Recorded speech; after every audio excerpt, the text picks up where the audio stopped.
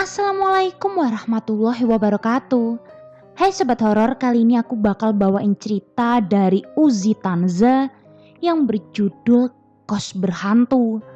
Gak usah basa-basi lagi, langsung aja kita mulai.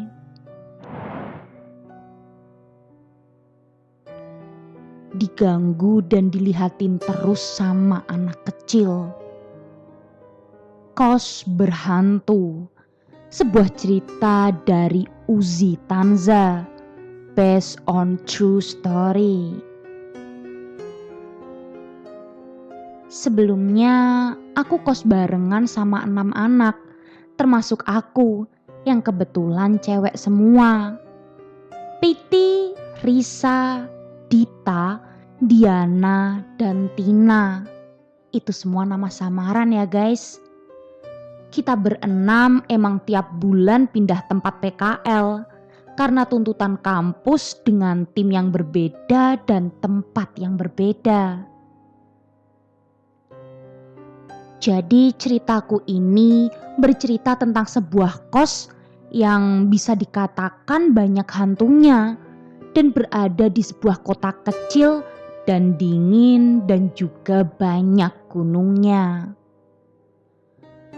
Biasanya yang aku alami setiap pindah tempat PKL yang cuma sebulan ini, paling-paling kejadian ganjal di rumah sakit. Tapi di sini tantangannya di kos yang udah hampir 1 minggu lebih aku tempatin. Oke, langsung aja. Minggu pertama aku rasa baik-baik saja. Sampai pada suatu hari, aku dan keempat temanku kecuali si Tina ini kerja laporan di salah satu kamar kos temanku yang paling dekat dengan kamar mandi sampai jam 2 pagi. Karena ngantuk, aku keluar kamarku dan duduk main HP di depan kamar kos. Masih enak-enak aku main HP, aku noleh ke arah kiri, yang itu emang posisinya lorong langsung mengarah ke pintu keluar kos yang ada gerbangnya. Di situ aku lihat ada yang seliweran, sesosok pakai dress putih yang jelas banget. Aku nggak halu, meski mataku minus setengah, karena aku alihin perhatianku untuk beberapa detik saja. Tapi sosok itu masih ada. Karena itu masih minggu awal dan aku di sana masih cukup lama, aku pura-pura cuek aja. Aku langsung masuk kamar karena aku takut. Saat itu bertepatan banget di hari Kamis. Jadi otomatis aku udah mikir yang enggak-enggak. Karena udah jam 2 lebih, baliklah kita ke kamar masing-masing. Aku gak bisa tidur sampai hampir jam 3. Dan yang parahnya, aku kebelet pipis pas jam kritis seperti itu. Karena kosku kamar mandi luar, okelah, aku keluar ke kamar mandi yang harus lewatin banget lorong gelap dan ada bekas kamar mandinya.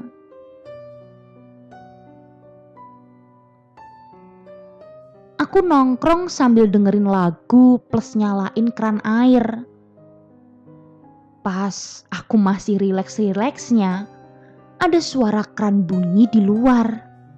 Padahal ibu kosnya sendiri bilang keran gak akan bisa hidup barengan. Jadi cuma satu yang hidup. Dan suara keran yang hidup itu sama-sama kencengnya. Okelah, mungkin aku salah denger. Aku matiin musikku. Tapi masih ada suara keran yang terdengar. Aku matiin keranku. Mati semua suaranya. Sebenarnya waktu itu aku rada takut. Tapi aku coba mikir positif. Alah, paling aku ini ngantuk. Oke, skip ke hari berikutnya. Hari Senin biasa, anak yang ngekos pada pulang. Karena aku masih rileks-rileksnya, aku keluar ke kamar mandi yang harus lewatin banget lorong gelap dan ada bekas kamar mandinya. Aku dan juga kedua temanku memutuskan untuk balik ke kota ini hari Minggu. Karena Senin masuk pagi, aku lanjut kerja laporan bareng sama dua temanku. Aku sampai malam banget, tepat sekitar jam 12 malam. Dan di saat itu ada suara jalan ke arah kamar mandi yang suaranya seperti diseret-seret gitu. Aku pikir mungkin anak kos lain. Tapi aku baru sadar yang kos di situ cuma kita berenam dan dua pegawai rumah sakit yang tiap malam tidur di rumah sakit karena mereka bilang mereka lembur. Semua kejadian-kejadian itu belum apa-apa ya. Itu baru permulaan banget. Sebenarnya banyak kejadian janggal, mulai ada yang mainin kunci, terus ada yang jam 2 pagi gedor-gedor pintu kamar. Suara Mbak Kunti yang ketawa sampai diliatin adik-adik di belakang motorku yang aku parkir di depan kamar kosong yang aku pikir itu gak pernah dibuka. Baiklah, sampai minggu kedua gangguan-gangguan cuma itu aja. Sampai pada akhirnya aku dan Dita merasa terganggu dengan gangguan-gangguan itu. Minggu ketiga hari Selasa, aku memutuskan untuk ke beberapa tempat yang menurutku dan temanku janggal banget dan sering lihat anak kecil bermain dan juga bayangan hitam di situ.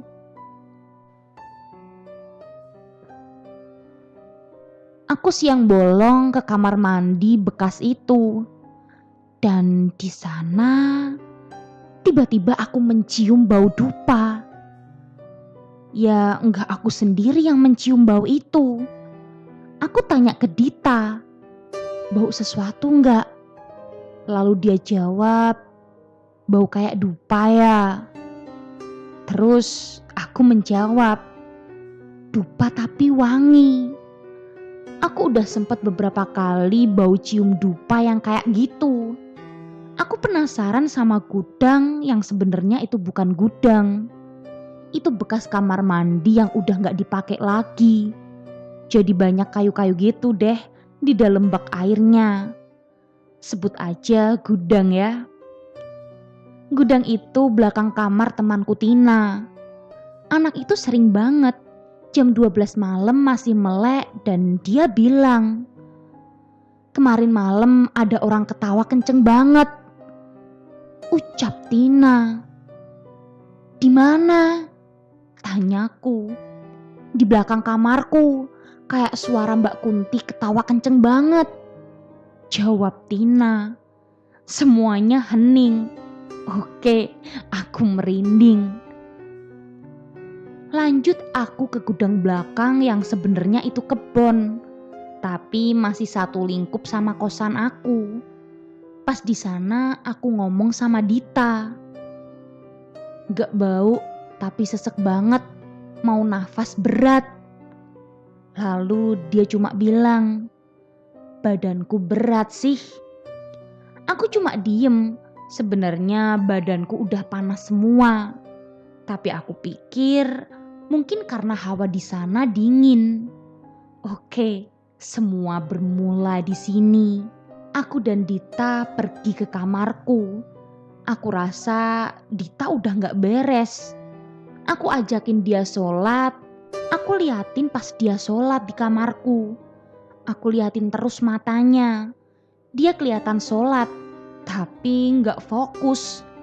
Selesai sholat Dita ngomong, badanku berat banget di leher sini, pengen rebahan. Ya udah, sini rebahan, ucapku.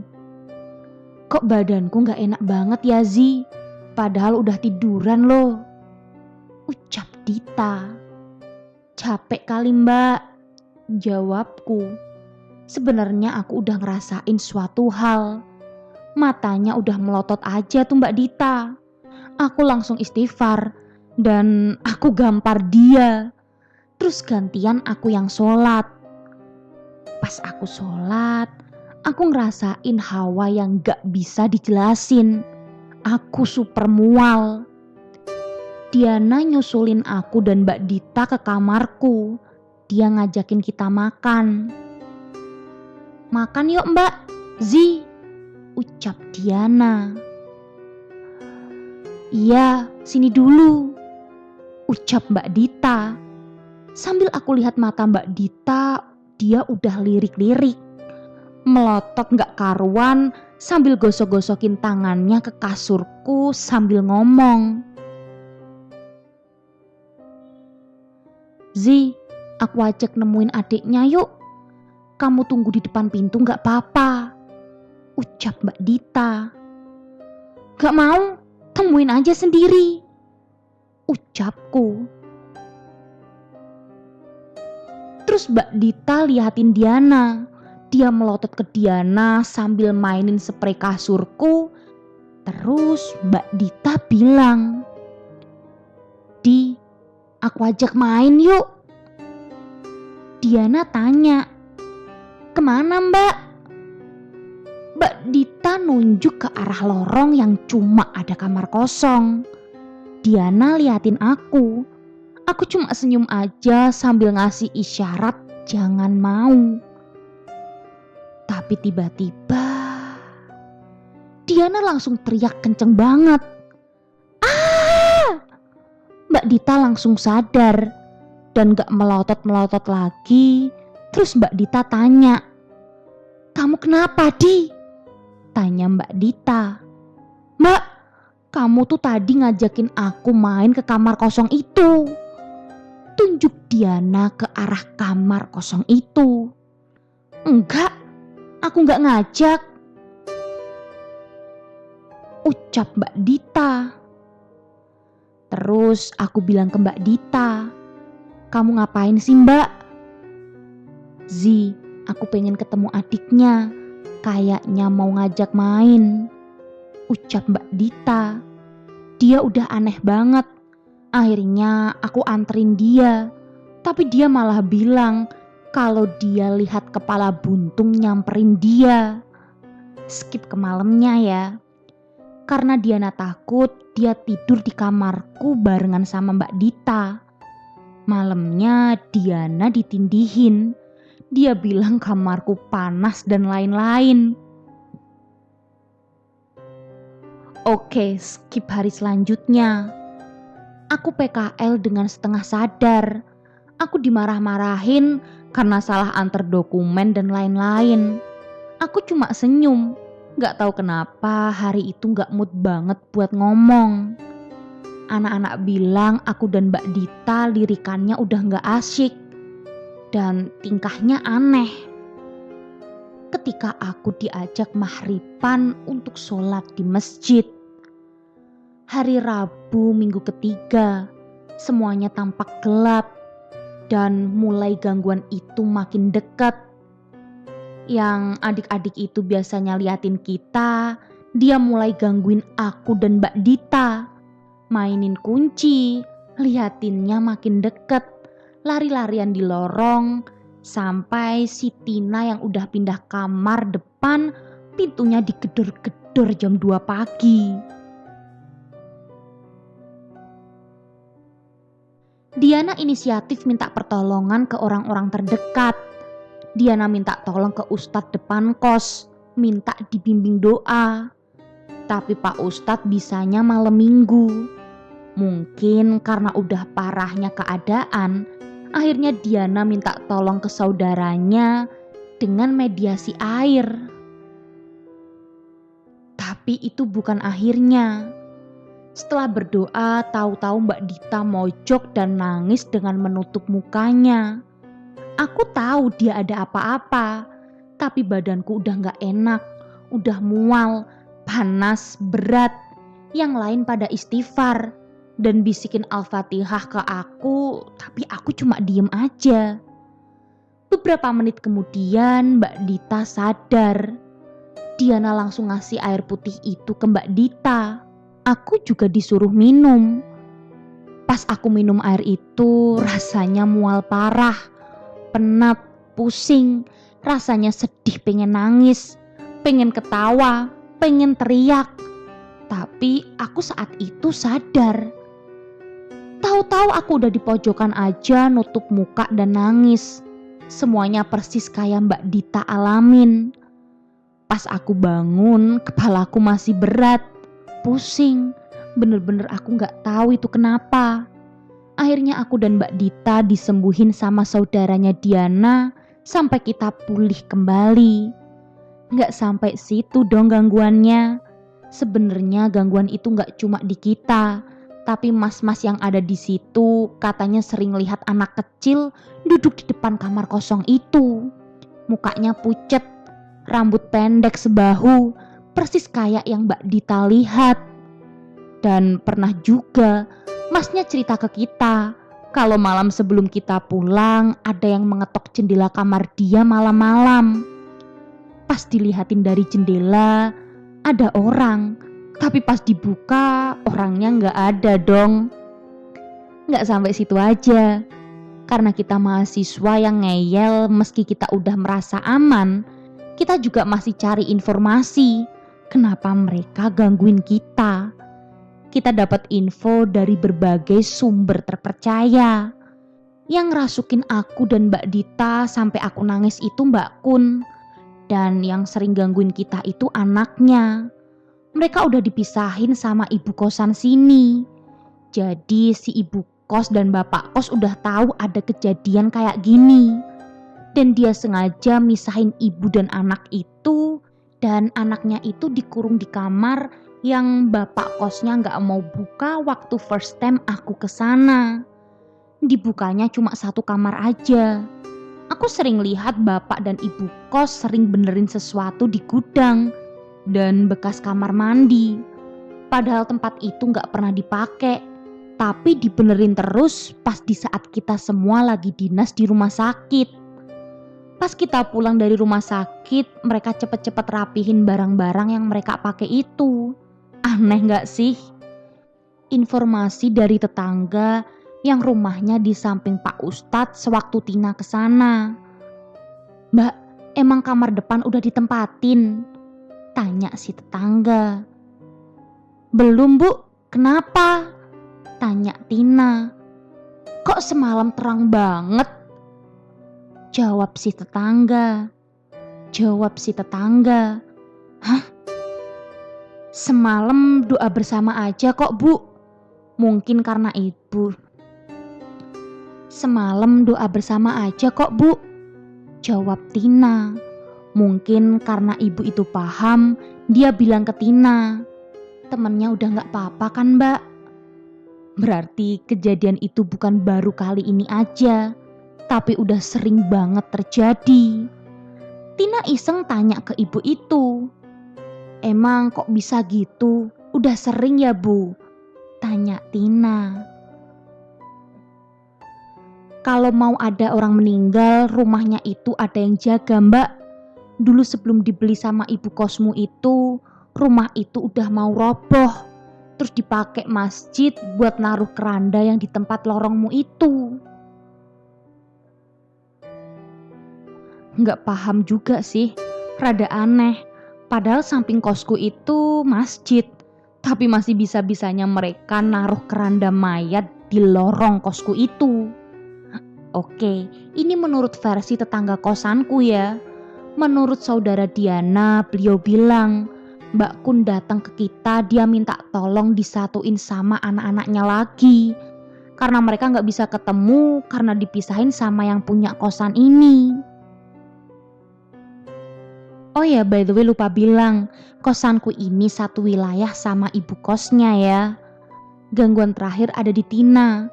Di hari terakhir ada yang gedor-gedor pintu kamar dia.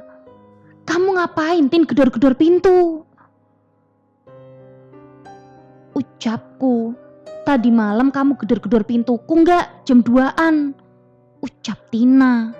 Enggak lah, kurang kerjaan. Emang kenapa? Tanyaku. Ada yang gedor-gedor. Pertama gedor pelan, tapi lama-lama makin kenceng sampai pintunya mau jebol. Tapi nggak aku buka, soalnya ditanya siapa malah makin kenceng. Terang Tina.